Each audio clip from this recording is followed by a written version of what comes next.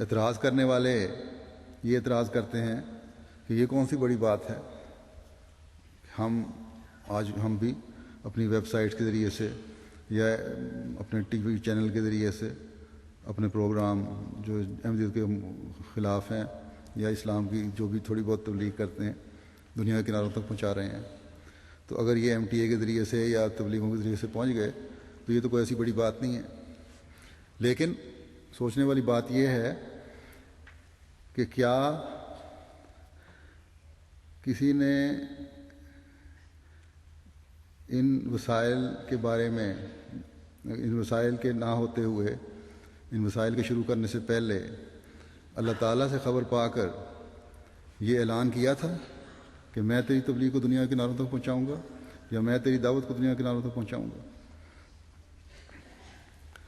یا 100 سال پہلے تو بڑی بات ہے، اب بھی شروع کرنے سے چند مہینے یا سال پہلے یہ کسی نے اعلان کیا ہو کہ خدا تعالیٰ نے مجھے بتایا ہے کہ میں تمہارے اس کام کو دنیا کے کناروں تک پہنچاؤں گا. اگر تو کوئی دعویٰ کرتا ہے تو کھل کے اعلان کرے کہ ہاں مجھے خدا تعالیٰ نے بتایا تھا کہ یہ میرا پیغام ہے، دنیا تک پہنچاؤ، ویب سائٹ کے ذریعے پہنچاؤ یا ٹی وی چینل کے ذریعے پہنچاؤ اور میں تمہاری مدد کروں گا. لیکن کبھی کوئی سامنے نہیں آ سکتا. ویسے اعتراض کرنا تو بڑا آسان ہے ہر بات پہ، اور آج کل کے اسکالرز اور علماء کا یہی حال ہے کہ بیٹھے بٹھائے جو چاہا آیا منہ میں اور اعتراض کر دیا.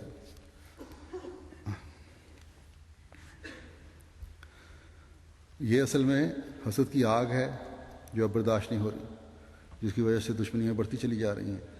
جماعت کو پھیلتا ہوا دیکھ کر اندر ہی اندر سلگتے چلے جا رہے ہیں.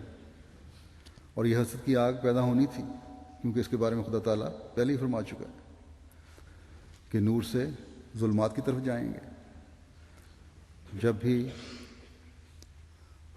اللہ تعالیٰ کے بھیجے ہوئے کا دعویٰ ہوگا مخالفین کھڑے ہوں گے، اور وہ مخالفین پھر اگر کوئی عقل رکھتے بھی تھے تو اس مخالفت کی وجہ سے ان کی عقل ماری جائے گی اور روشنیوں کی بجائے وہ اندھیروں میں گم ہوتے چلے جائیں گے اور پھر اصحاب النار بنتے چلے جائیں گے. اللہ رحم کرے اور عقل دیں لوگوں کو. ہمارا تو اللہ مولا ہے اور ہر قدم پر اپنے ولی ہونے اور دوست ہونے کا اور مددگار ہونے کا اور نگران ہونے کا اور اپنے فضلوں سے مسلسل نوازنے کا اظہار کرتا ہے اور نظارے دکھاتا ہے. اللہ تعالیٰ ہمیں بھی ہمیشہ خدا تعالیٰ کے حقوق ادا کرنے کی توفیق عطا فرمائے تاکہ ہم ہمیشہ اس خدا تعالیٰ سے فیض پاتے رہیں جس نے ہمیں یہ تسلی دی ہے کہ ان اللہ مولاکم نعم المولا و نعم النصیر. جان لو کہ اللہ ہی تمہارا مولا ہے اور والی ہے، کیا ہی اچھا والی ہے اور کیا ہی اچھا مدد کرنے والا ہے. اب اس کے بعد میں آج جمعے کے بعد کچھ چند جنازے پڑھاؤں گا، ان کے بارے میں اعلان کرتا ہوں. پہلا تو ہے مکرم ذوالفقار منصور صاحب ابن مکرم منصور احمد صاحب مرحوم آف کوئٹہ کا.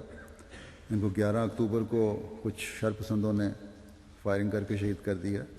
انا للہ و انا الیہ راجعون.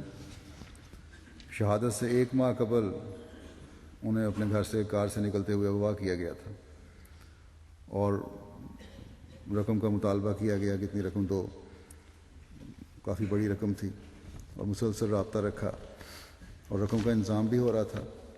لیکن آخر ایک دن پتہ لگا کہ ایک جنگل میں ان کی لاش پڑی ہے اور ساتھ یہ پیغام بھیجا کہ آپ لوگ کیونکہ بہت سے لوگوں کو قادیانی بنا لیتے ہو اس لیے اس کو ہم زندہ نہیں چھوڑیں گے. اور شہادت سے قبل ان پر کافی تشدد بھی کیا گیا.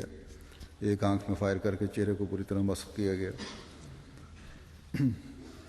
یہ بڑے ایکٹیو خادم تھے، بڑے دیانتدار انسان تھے اور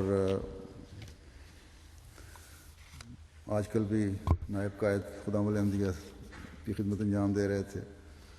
اس سے پہلے ان کے ایک چچا عباس احمد صاحب کو 2 اپریل 2008 میں شہید کیا گیا تھا، اور 2009 جون میں ان کے اور ایک رشتے کے چچا خالد رشید صاحب کو شہید کیا گیا۔ یہ نوجوان حضرت منشی عبد الکریم صاحب بٹالوی صحابی حضرت مسیح علیہ السلام کے پڑپوتے تھے۔ پسماندگان میں ان کی بوڑھی والدہ ہیں اور ایک اہلیہ ہیں اور 2 بچے ہیں، ایک بیٹی اور ایک بیٹا 9 سال اور 6 سال عمر کے۔ اللہ تعالیٰ ان سب کو صبر جمیل عطا فرمائے اور مرحوم کے درجات بلند کرتا چلا جائے۔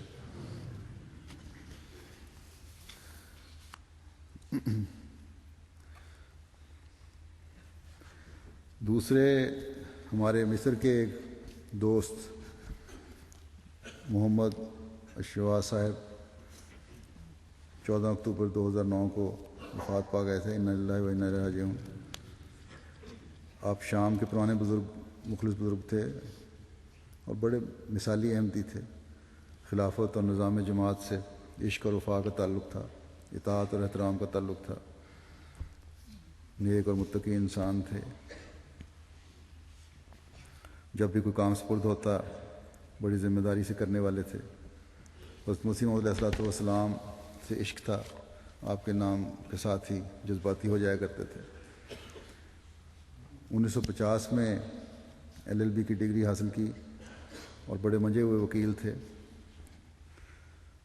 آپ کی بیعت کا واقعہ اس طرح ہے کہ بیعت سے قبل جماعت سے تعارف کے بعد ایک مشہور عالم ناصر البانی، جو جماعت کے شدید مخالف تھے اور حدیث کے بہت بڑے عالم تھے اور عرب دنیا میں ان کا بہت چرچا تھا، ان سے ملنا شروع کیا اور ان سے جماعت کے عقائد کے بارے میں پوچھا، اور انہیں ایک واقعہ کا حوالہ دیتے ہوئے بتایا کہ ایک پادری نے ایک احمدی کے آگے کس طرح بے بس ہو گیا، کس طرح ہتھیار ڈالے، اور کیسے اس احمدی کی اس بات نے صلیب کو توڑ کر رکھ دیا۔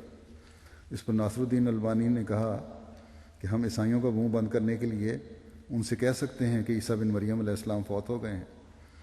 اس پر انہوں نے پوچھا کہ کیا حقیقت میں عیسیٰ علیہ السلام فوت ہو گئے ہیں؟ تو البانی صاحب نے کہا نہیں۔ اس پر آپ نے ان کو کہا کہ میں جا کر بیعت کرنے لگا ہوں، کیونکہ عقیدہ کسی دوغلی پالیسی کا محتاج نہیں ہوتا، اور پھر آپ نے بیعت کر لی۔ اور نیشنل نام کے ممبر بھی تھے۔ حضرت مسلم موعود رضی اللہ عنہ جب شام تشریف لے گئے تو آپ کے ساتھ ان کو لبنان جانے کا شرف بھی حاصل ہوا۔ وہ بیان کرتے ہیں کہ اس سفر کے دوران بالبک کے آثار قدیمہ کے سیر بھی کی۔ بالبک پرانا معبد تھا۔ اس کی سیر کے دوران حضرت خلیفۃ مسیح ثانی رضی اللہ عنہ نے فرمایا کہ یہاں غیر اللہ کی عبادت ہوتی رہی ہے، لیکن آج ہم میں سے ہر ایک یہاں پر خدائے واحد کی عبادت کرتے ہوئے 2 رکعت نفل ادا کرے۔ چنانچہ سب نے ایسا ہی کیا۔ بڑے اچھے وکیل تھے اور خلافت سے ایسا تعلق تھا کہ وکیل ہونے کی وجہ سے ہر بات کے لیے وہ دلیل چاہتے تھے، لیکن جب یہ کہہ دیا جائے کہ خلیفہ وقت کی طرف سے یہ کہا گیا تو کہتے تھے بس ختم، جب آ گیا یہ حکم تو بات ختم ہو گئی، یہی فیصلہ ہے۔ خلافت رابعہ کے زمانے میں بعض احمدیوں پر وہاں مقدمات بنائے گئے، ان کی انہوں نے مقدمات میں پیروی کی اور رہائی کے سامان اللہ تعالیٰ نے فرمائے۔